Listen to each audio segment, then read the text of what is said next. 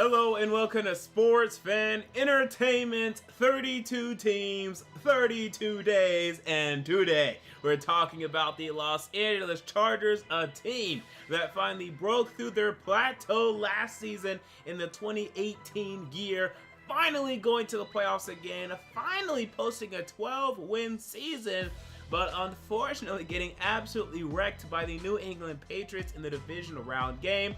What will they do in the 2019-2020 season? We're going to talk about this team today. We're going to begin by talking about their strengths, and let's start with the quarterback position, Philip Rivers. Okay, this guy continues to be the absolute quintessential leader for this football team. Doesn't matter if they're playing in San Diego or LA, you know what you're getting from Philip Rivers. And, it seemed as if, every even year he was going to have a high interception year. We saw that in 2014. We saw that in 2016. We did not see that in 2018. He kept his interceptions low. It seems like he finally has a good rapport with this offense, with this offensive personnel, and this coaching staff. So we expect more sustained success in the very near future. I also look at the running back position, Melvin Gordon and Austin Ekeler. Now, unfortunately, Melvin Gordon is not in training camp, and we are at an impasse with Melvin Gordon. He wants to be paid with the guys like Todd Gurley, where Ezekiel Elliott wants to get paid. He wants to be paid at the very top of the league in terms of NFL running backs.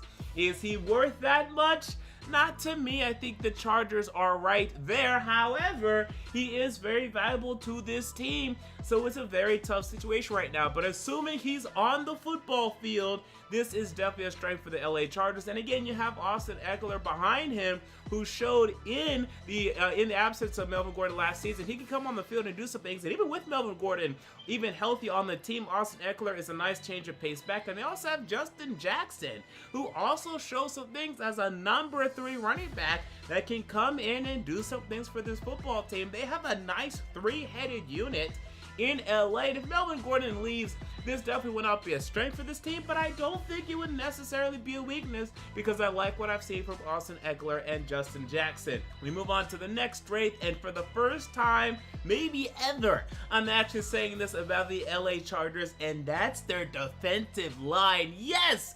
Gone are the days of Kendall Reyes and Corey Legit, and in are the days of Joey Bosa and Melvin Ingram, and now we drafted Jerry Taylor into this defensive line as well. I finally look at the LA Chargers defensive line with Brandon Mebane, the big run stuffer there as well, assuming he's healthy, of course, and I say, okay, now we have a good defensive line in LA for the Chargers. No more Kendall Reyes, no more Sean Lissamore, no more Corey Legit. This is legit now in LA. We move on though to their weaknesses, and to me, you have to look at their offensive line, and we continue to have this discussion with the LA Chargers offensive line. No matter what we do, okay, the LA Chargers, they drafted 2 offensive guards in the 17 or 18 NFL draft in Forrest Lamp and Dan Feeney, and neither one of them can play. Forrest Lamp can't get onto the football field, and Dan Feeney stinks. This is incredible. We can't do anything. So there we go. Here we go. We drafted yet another tackle in the 3rd round in this 2019 NFL draft in Trey Pipkin, and we hope that this guy can come in and do some things. But this continues to be a weakness. Sam Tevis is not a good right tackle in this league right now. Michael Schofield is a mediocre guard at best. Mike Pouncey's best days at the center position are behind him. The best offensive lineman is Russell Okung, and he had a very good year last year. I'm expecting more of the same. But with the disappointments in Dan Feeney and Forrest Lamp, Sam Tevi at right tackle, the aging Mike Pouncey, this is still a weakness for the LA Chargers. But luckily, I do think it's the only weakness for this football team, but it is a pretty big one. With that, so we move on to my statistical projections for the LA Chargers. We begin with quarterback Philip Rivers.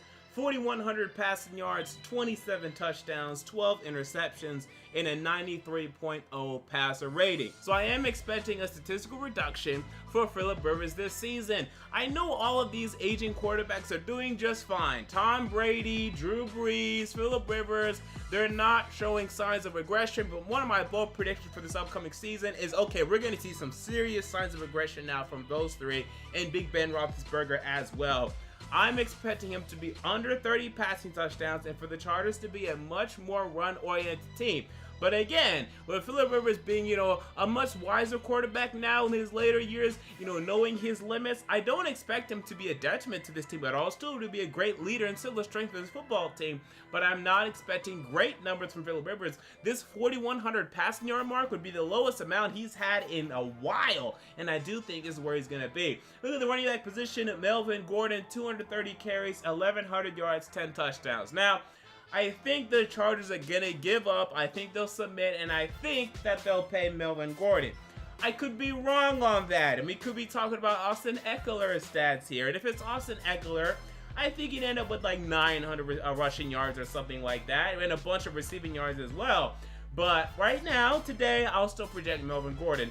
And then wide receiver Keenan Allen, 110 catches, 1,300 yards, and 8 touchdowns. So still great production for Keenan Allen. Now we've seen 2 back-to-back healthy seasons for Keenan Allen. It appears as if his health concerns are behind him. And of course, now that I say that, he'll get injured again. But assuming he's healthy, these should be good stats for Keenan Allen. With that, so move on to my bold predictions for the LA Chargers. And again, bold prediction number 1, Philip Rivers begins to show big signs of regression, and I think this is going to give the Chargers a lot of cause to pause heading into this next offseason with Philip Rivers in line for a contract extension. I think we're going to have very interesting conversations this upcoming offseason with Tom Brady becoming a free agent, Drew Brees, Philip Rivers, Jameis Winston, Marcus Mariota. I think there's going to be a lot of shuffling musical chairs in the NFL next offseason. I think Philip Rivers will be a part of that after showing some signs of regression this season.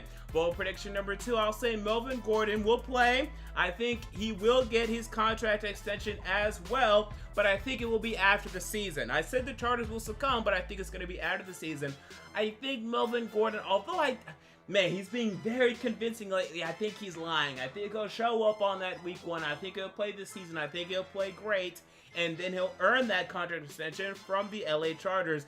And then bold prediction number 3, the Chargers will win the AFC West on week 16. I think they'll win it with at least 1 week remaining. I have them a significant step ahead of the Kansas City Chiefs, assuming that they're healthy, of course, and that they should be able to get it done by week 16. With that, so we move on to my win-loss projection for the LA Chargers. So this is still a team that you really have to like to me. I don't love the fact that I have to completely bet on the health of Philip Rivers, although he's always been healthy, so I'm not worried about him. But Keenan Allen for sure, and offensive line, as I mentioned earlier, it's very, very, very weak. But looking at them last year, finally bursting through, being the road warriors that they were last season, I see that continuing to translate to this upcoming season as well. And they really have a nice rapport now with Anthony Lynn. Remember how strongly they ended that 2017 campaign with Anthony Lynn, how they started the 2018 campaign a little rocky and then burst onto the scene for the rest of the season. They really have hit their stride now with Anthony Lynn. I expect more of the same. Best case scenario, I think it could be 13-3. No better than that, because you're still gonna have some Chargers losses. And Chargers fans, you know what I'm talking about. The loss to the Denver Broncos, the overly competitive game against the Oakland Raiders. You're gonna have those type of games. LA Chargers fans, you know exactly what I'm talking about. Losing to the Baltimore Ravens week 16 last year when you really should have showed up and won that football game, only putting up 10 points in that game. What happened? You're gonna have those games as an LA Chargers fan, you know that. Worst case scenario, 9-7. You have a lot of those games, right? You lose to the Tennessee Titans 2. You lose to the Raiders once. You lose to the Broncos, the Chiefs. You go 3-3 in your division. You lose another game here or there. You go 9-7, but it should be a winning team in LA, assuming you're healthy. Again, worst case scenario assumes health. But my prediction is 11-5, and this is a strong 11-5. Only reason I think it's going to be a 1-game more. I just think with the Melvin Gordon thing, it might take him a little while to get going, although I think eventually he will. And again, I think we'll see some signs of regression from Phillip Rivers, and not just him, but the other older quarterbacks in the league. I think it's time for, you know, the wheels to start turning and changing the NFL when it comes to these quarterbacks, and I think this season will begin that change. So there you go, those are my thoughts on the LA Chargers. What are your thoughts? Comment down below. I want to know. If you enjoyed the video, make sure to like, comment, and most importantly, to subscribe. And until next time, this has been MJ of Sports Fan Entertainment, and I'm out. See you all later.